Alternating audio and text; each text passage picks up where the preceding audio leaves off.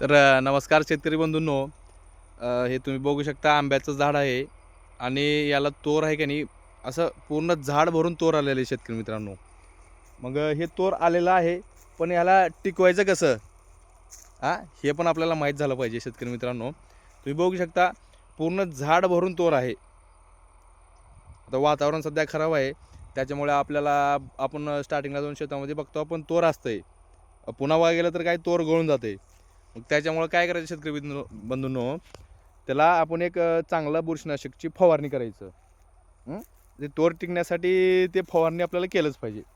तर ते फवारणी जर आपण करणं गेलो तर तोर टिकत नाही.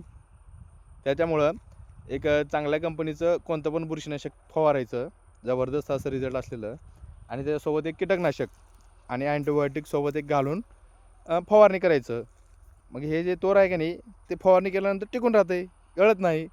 त्याच्यामुळं हे आपल्याला फवारणी केलंच पाहिजे शेतकरी मित्रांनो. तुम्ही बघू शकता आता माझ्या शेतामधले झाड आहेत, जबरदस्त असं तोर आलेलं आहे. पण याला 100% फवारणी केलंच पाहिजे आणि फवारणी केलं तरच हे तोर टिकते, असं आहे शेतकरी मित्रांनो. त्यासाठी एक फवारणी करा. जर आंबे चांगली आपल्याला लागण चांगली पाहिजे असली आंब्याची, तर आपल्याला ते फवारणी त्याला केलंच पाहिजे. आणि लवकरात लवकर जेवढं फवारणी केलो तेवढं आपले आंबे टिकून राहतील आणि चांगला आंबे लागतील.